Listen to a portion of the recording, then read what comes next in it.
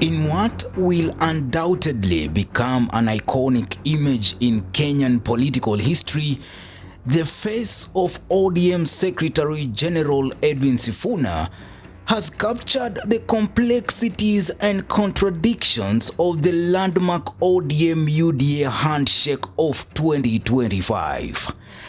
As Raila Odinga and his team stood shoulder to shoulder, projecting an image of solidarity and optimism at KICC, Sifuna's demeanor told a different story, a tale the cameras and social media were quick to seize upon.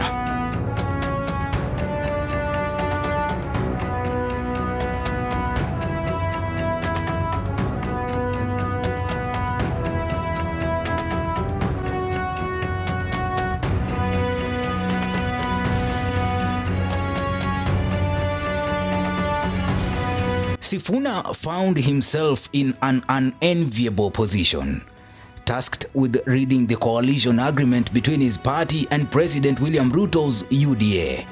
This despite his repeated vows that ODM would never align with William Ruto and his persistent criticism of the president, including predictions that Ruto would lose the 2027 election even with ODM's support. As recently as January 9th, 2025, Sifuna argued that Ruto's electoral success depended on his popularity, not political endorsements. As ODM, I'm telling you, and I've said because it on this show, and I've said it on this show, Trevor, my position is, even if ODM supports Ruto, Ruto will still lose. I have said it here and I repeat it. So I want to make it very clear that as a party, we do not support either the internal affairs or the way the external affairs of this country are being run. Kenya Kwanza government is the most incompetent so far from independence. So they have mismanaged our country, they have mismanaged our democracy, they have mismanaged our economy, they have now mismanaged our international affairs. So our standing in the community of nations is now under, in tatters. My direct question is, yes. So what if Raila says we are supporting William Ruto in 2027? Then what? William Ruto will lose that election with Raila's support. I will support Ruto. Yes. In that booth, I want you to bring your cameras on the day of the election. Yes. Personally, there is no way I can support Ruto. But I cannot, for heaven's sake, reconcile my conscience to support a regime that is killing our people, a regime that has destroyed lives, a regime that has destroyed the economy, destroyed the livelihoods of Kenyans. So up to them. Let everybody make a decision. That is why they give you an individual ballot. They don't bring all the ballots to the SG to vote for them. Everybody will cast their vote. I have made up my mind on how I'm going to cast mine. Let everybody cast their ballot. Though Sifuna confirmed his attendance at the event in his official capacity as ODM Secretary General, emphasizing the party's commitment to transparency and the Central Management Committee's endorsement of the MOU, his body language spoke volumes.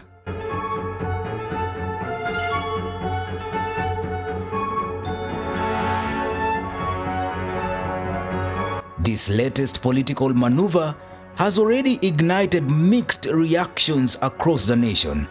Unlike the handshakes of the past between Raila Odinga and Presidents Kibaki and Kenyatta, this ODM UDA deal is raising questions about political alliances and stability. It also comes shortly after members from both ODM and Jubilee were brought into government. Today, you have signed a memorandum of understanding between Orange Democratic Movement and the United Democratic Alliance.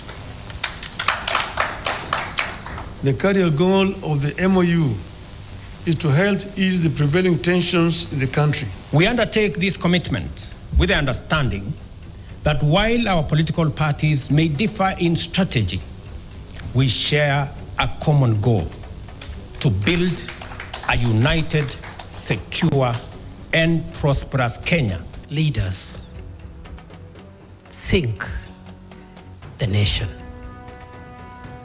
Weak leaders think division. And while we may have different political persuasions and come from different parts of the country and different schools of thought, nobody can fault unity. To the leaders out there who continue to draw us back to where we come from, we are telling them we are moving forward as one united Kenya. Congratulate His Excellency, the Right Honorable Prime Minister Raila Odinga, and the courage he has to make difficult decisions. Not many leaders can make the kind of decisions the Right Honorable Raila Odinga can make. In a time of significant changes and challenges to our nation, it is not enough to merely grandstand or stand aside and criticize, easy as those may be. They say any madman can kick down a barn, but it takes a good carpenter to build one. Kasongo will go home. The question is whether to be with the Gen Zs or to be with Kasongo. That is the choice we must make. Accommodating Raila in government is a very expensive thing. Nobody doesn't know that. If there is no formula out of KICC today showing Kenyans how they are going to compensate the families and the loss of lives because of police brutality, then as my brother say, nothing will come out of KICC other than betrayal. Wewe ni mkutano wale matapeli na wakora na ile takataka yote ambayo imeharibu hii nchi. Wameingia upande moja na vita sasa imekuwa tamu. Sasa ni kulengana na tunaenda kuwalenga, kuwavunja na kuwabomoa. Reactions on X were mind-boggling. Kavuli M. Bernard said, Sifuna's body is in KICC, but his heart is elsewhere. Look at his body language. Fabrice said, but why is Sifuna not happy? Was he forced to go there because he's the SG of ODM? Mohammed Nicholas posted, Sifuna amepangwa kupangwa. ODM is a business party. Cyprian Nyakundi reacted, you can see Sifuna doesn't believe what he is reading. And Thara said, he's probably thinking, how did we get here? The script changed so fast. Even he needs a moment to process the plot twist.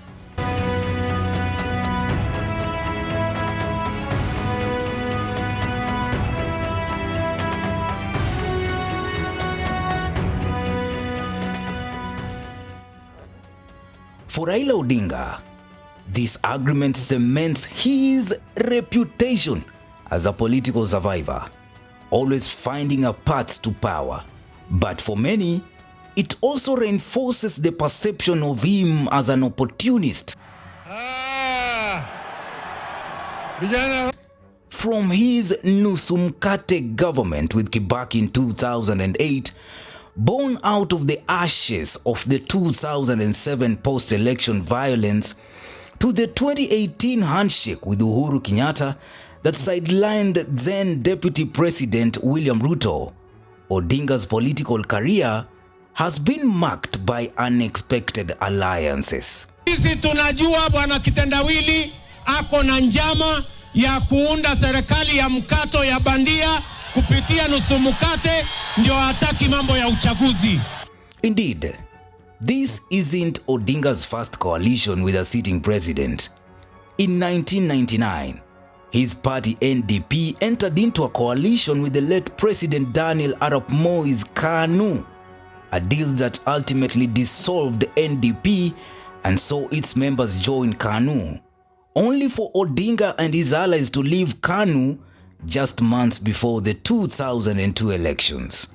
Now, 2 days before the anniversary of his 2018 handshake with Uhuru Kenyatta, Raila Odinga has once again reshaped the political landscape with this new agreement with William Ruto, to the disappointment of many.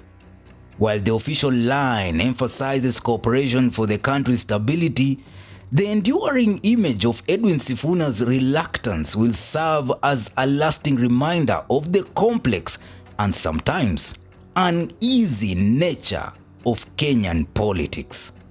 Newsroom. Maisha TV, Bushabi Junior.